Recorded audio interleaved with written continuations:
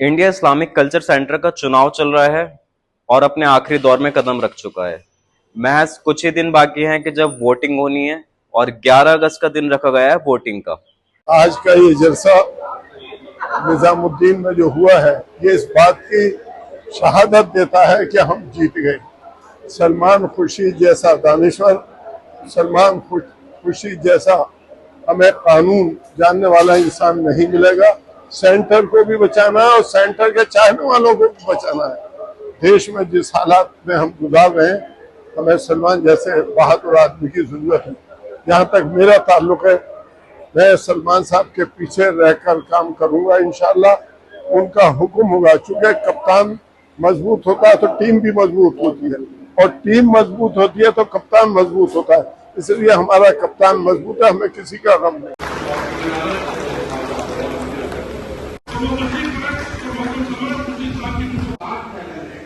अगर सबको सबसे बराबर से मोहब्बत है तो 300 वोट एक बैनर के हिस्से में आएंगे। निजामुद्दीन की कम्युनिटी सेंटर में एक बहुत बड़ी कामयाब मीटिंग हुई।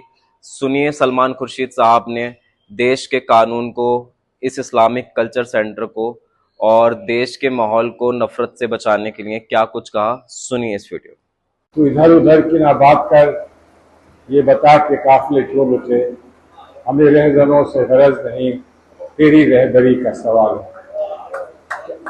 ये शेर तो याद आया कि मैंने कहा कहीं वो लोग जो शायद शायरी ना समझते हों, ये समझ बैठे कि मैं उम्मीद कर रहा हूं कि उनकी रहबरी जो है वो चलती रहेगी। ऐसा होगा नहीं, मुमकिन नहीं, क्योंकि आप लोगों ने कुछ फैसले किए हैं और मैं उम्मीद करता हूं कि वो फैसले हमको सही जानिब ले जाएंगे। तो दानिश्वरों का मरकज बनाया है।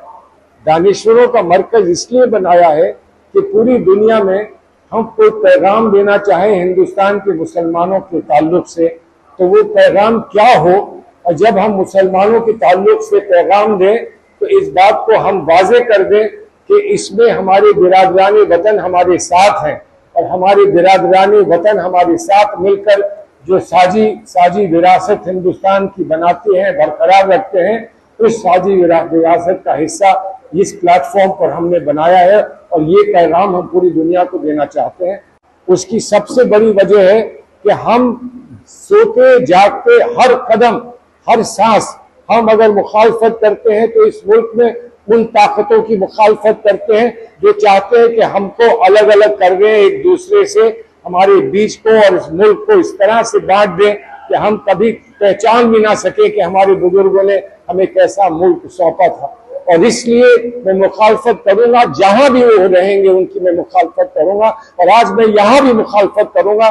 मैं तो इस बात के लिए तैयार हूं कि मुखालफत में अगर मुझे शहीद हो जाना चाहिए पड़े, उस मुखालफत में मुखालफत करने के लिए तैयार हूं। कम से कम तारीख में ये तो लिखा जाएगा कि कोई आया था, शहीद होने को तैयार था और शहीद हो गया सिर्फ इसलिए कि इदारे का किरदार बचा रहे, हम खुद मुख्तार रहे, हम यहाँ पर जमहूरी निज़ाम को बना के रखें। जमहूरी निज़ाम में प्राइम मिनिस्टर ऑफिस से कहीं फैसले नहीं किए जाते हैं। जमहूरी निज़ाम में जो जमहूरी हक है जिसको, उसको हक दिया जाता है। और हमारी साजी विरासत, हमारी गंगा जमनी तहजीब को बरकरार रखकर और पूरी दुनिया को बताना है कि ये है सच्चाई हिंदुस्तान की। और हिंदुस्तान की सच्चाई के लिए एक जान चली जाए तो कौन सी बड़ी बात है। हिंदुस्तान को बचाना और हिंदुस्तान के आईन को और हिंदुस्तान के किरदार को बचा कर रखना, मैं समझता हूँ आज हमारी सबसे बड़ी जिम्मेदारी है। गिरते हैं शह सवारी मैदान जंग में, वो तिफ्ल क्या गिरे जो घुटनों के बल चले।